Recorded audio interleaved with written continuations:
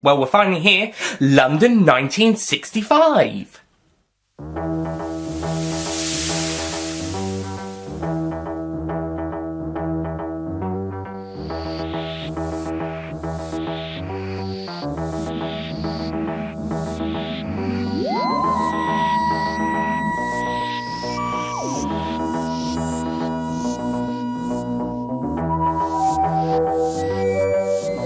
Hello ladies and gentlemen, Nick here, and welcome to my review of Doctor Who The Chase. We're finally here, the penultimate story of Season 2.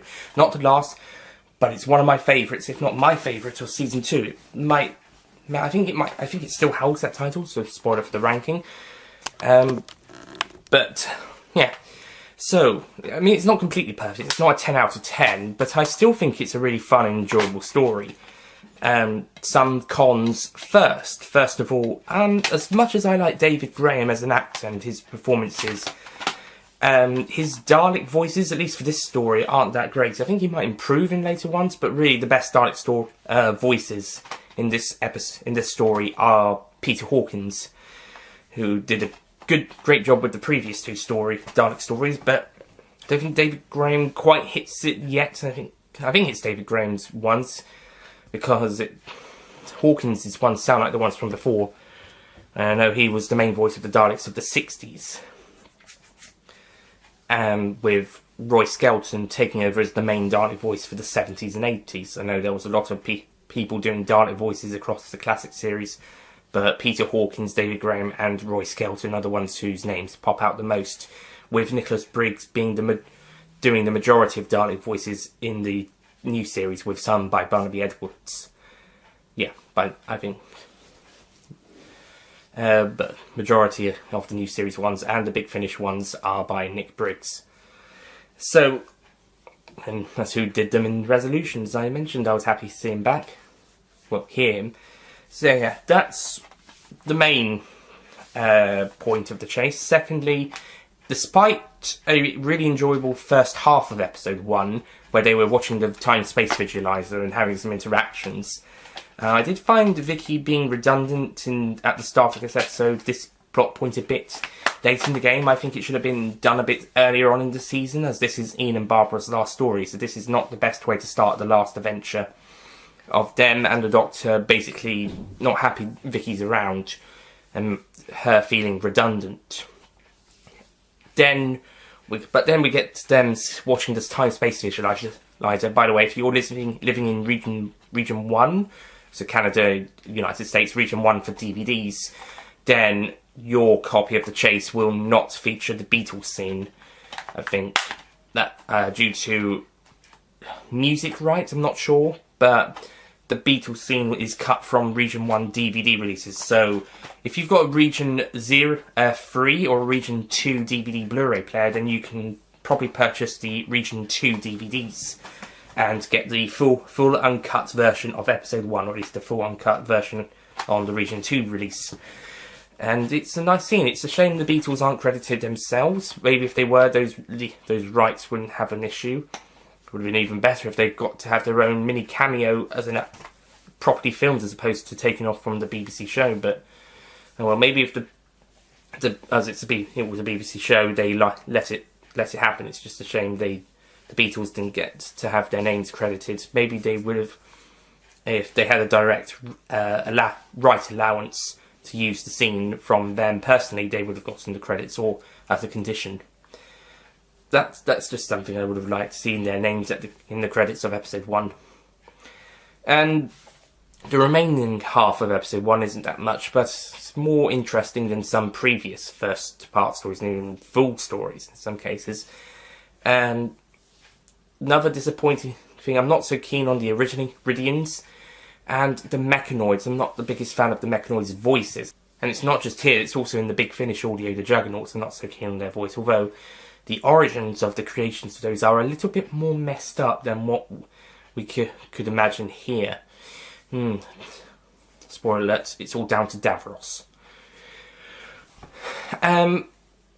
But I do like the Mechanoids, just not so keen on their voices, and I think the Iridians are alright, but I'm not so keen on those. Final not so good thing is that it does I don't want to say it does drag or meander quite a bit. I think with the first, second, and fifth episodes, it meanders and drags a little bit so it can expand the story.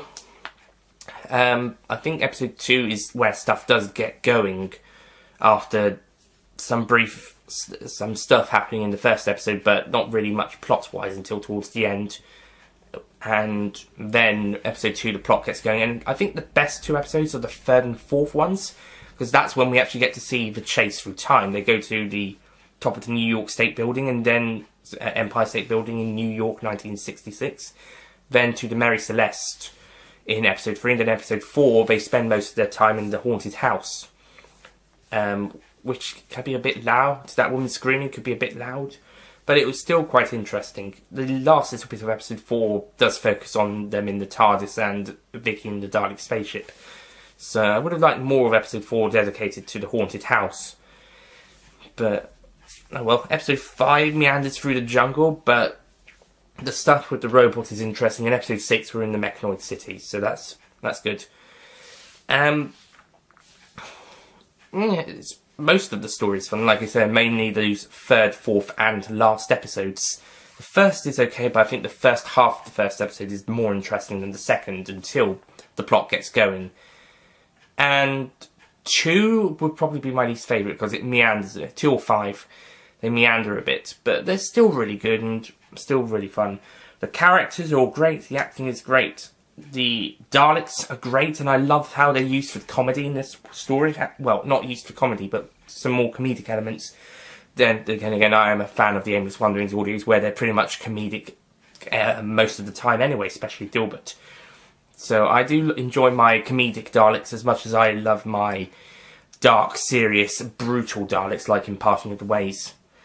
And yeah, it's quite funny. It kind of gives the Daleks a bit more of a personality, and it's just really funny. I also love how a Dalek just, as it's following one of the crew members on the Mary Celeste, it just rolls after it, and it just after him. He can't stop, and he falls into the sea.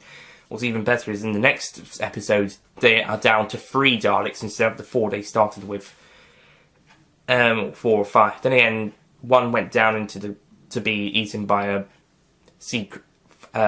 big giant creature on Iridius. So, I mean, there could have been more than 4 Daleks on the ship to begin with, but whenever they go out, there's usually 3 or 4 due to budgets. They only have 3 or 4 props, so they would use that. But it was fun to see 3 Daleks pop up in the haunted house one until one of them got attacked by Frankenstein, and so the other 2 had to get back and get some reinforcements. It's also nice to see the Black Dalek as the Supreme Dalek's first appearance in the show.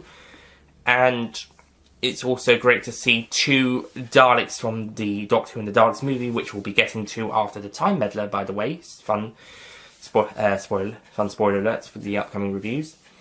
Without their bases, though, so 2 movie Daleks without their bases on show in episode 2, I believe. It's episode 2 we get to see them. Full on, we got a couple of Daleks around it, and you've got 2 movie Daleks as kind of like sentries with a ramp going in between them to another level. So that's really cool to see. Really cool to see these Daleks, and you get to see them on screen before the movie came out. This was May to June 65, and the movie came out in August 65. So really cool, and yeah. Not to mention, a couple months after that, Mission to the Unknown and the Daleks Master Plan would be coming. 1965 was Dalek Mania at its height. Certainly in terms of film and TV. A Second Coming would come in 2005, but I think the mid-60s were the height of Dalek Mania, especially 65 in terms of Dalek stories. It's got 1.5 plus an extra Dalek story, I mean, maybe 2.5. Plus more than a half, and a film. Plus 2 previous stories and 2 more the next year. So yeah, the chase. Definitely a good sign for where Dalek Mania was going, and Daleks in Doctor Who. It's not the best Hartnell Dalek story, because we're going to get to that next season. And I think you all know what story that is. And no, it is not Mission to the Unknown. That's the worst one. No, the other Dalek story of Season 3. But certainly for Season 2, I prefer this to Dalek Invasion of Earth. I know that's an unpopular opinion, but I do think Invasion of Earth is a great story, and both Dalek stories are two of the best of the season. I don't think this story is perfect. It does have quite a few flaws, but no, not quite a few. A couple, some small nitpicky flaws. In terms of a production, there are some times where the Daleks have to hop to get started, like in Destiny of the Daleks they do, but that's more due to production reasonings alone. And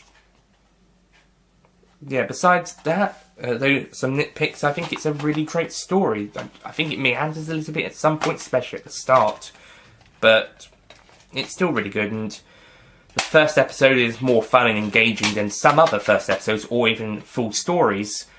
So it still keeps me interested, despite not much plot-wise happening until the Daleks appear in the time-space visualizer. And then on Aridius. So I'm going to give The Chase a 10 out of 10.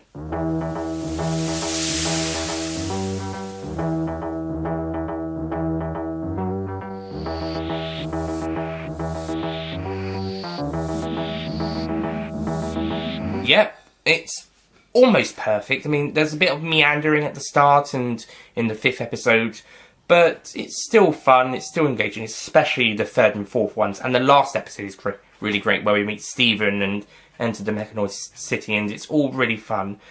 I will say about the Ian and Barbara departure, I think the Doctor could have been a bit nicer on it, but I know he's trying to protect them, but just maybe he could explain it a bit more than just being grumpy old sod. And when they get back, we get photo snaps of them running around and having a good time in London. I mean, they could have gone out and filmed it. I know with 1960s cameras it wouldn't have been as easy as today, but it was possible. They could take out cameras and just shoot a few scenes on location. Look at Dalek Invasion of Earth. Just do it on an early Sunday morning and you've pretty much got yourself covered. Same cameras as used on that story. In fact, you may as well have filmed it on the same day if you knew what was happening. Actually, no, they wouldn't have, but still, it would be. Makes just as much sense as taking pictures. Although you do get some notable pictures, like the Ian and Barbara next to the police box one, and it's an okay exit, but I wouldn't really call it a tear-jerking one. It's pretty creative. So I just would have liked if they had if they filmed them having a good time in London as opposed to just snapshots. Also, it's in that ending where we get the meme London 1965, which I hated for a while, but I think I'm okay with it now.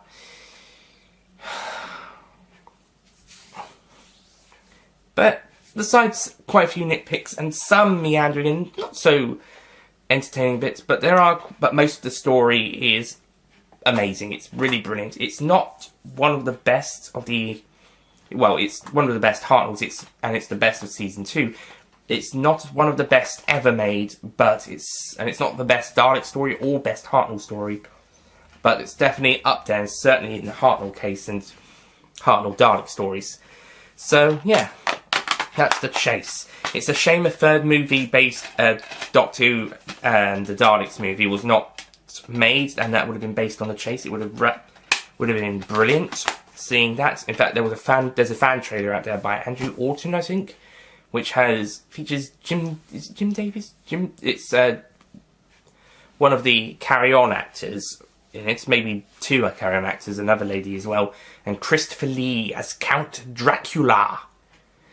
Ooh, yes, it's a fan trailer, so it's taking clips from other films such as Dracula, and that's probably where they got they've got a robot Peter Cushing, robot Doctor Who that looks like a younger Peter Cushing, so they might have used from some clips of Dracula for him, or other Hammer horror films, alongside bits of Cushing as Doctor Who and Roberta Tovey from the first two films.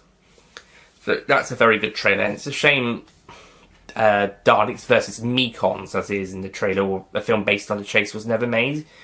But the story, this at least we've got this story. At least we've got this story, and the first two Dalek films. We got these two brilliant films and this brilliant story.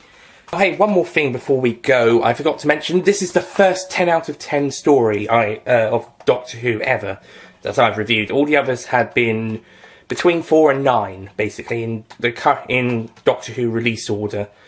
So, going in order since the beginning, this is the first Doctor Who story, the earliest, I should say, to receive a 10 out of 10 from me. So, I know others have given other stories before this a 10, like Invasion Earth, An Earthly Child, the first Dalek story.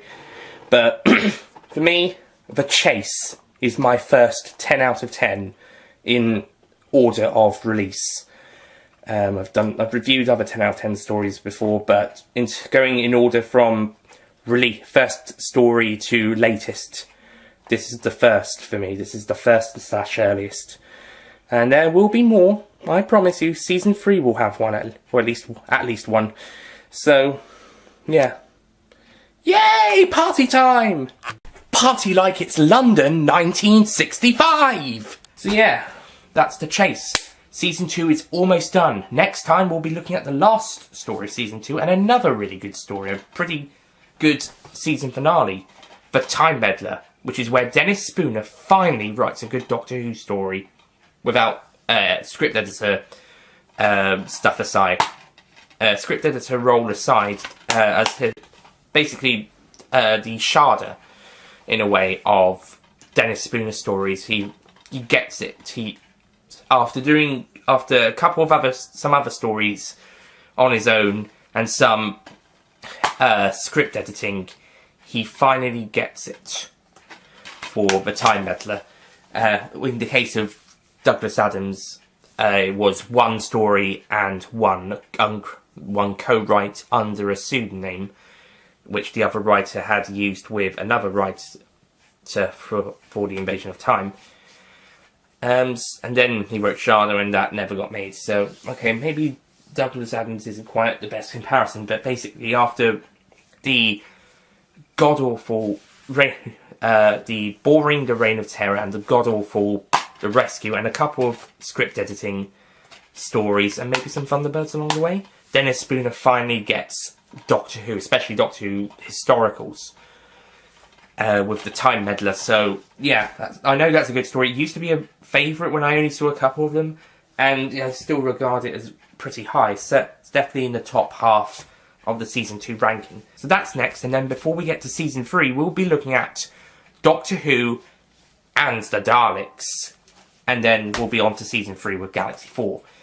Daleks Invasion Earth 2150 AD will follow the War Machines and precede the Smugglers around the same time as the Season 3 ranking, and the Season 2 ranking is coming soon as well, promise. So that's it from me, thank you for watching, and I'll see you guys next time. Goodbye.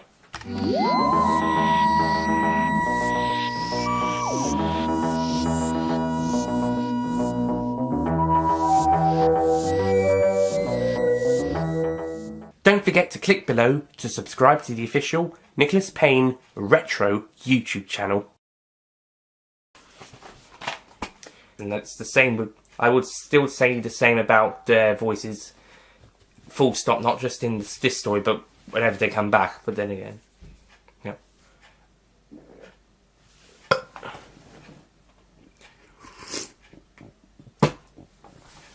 So I'm going to give not the Dark Master Plan, that's next.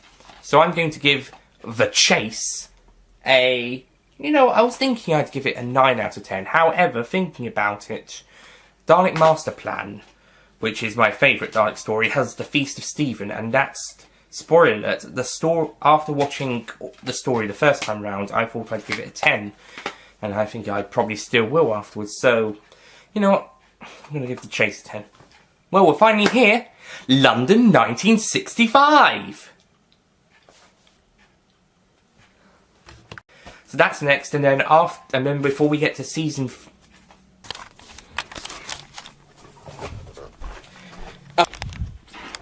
Party like.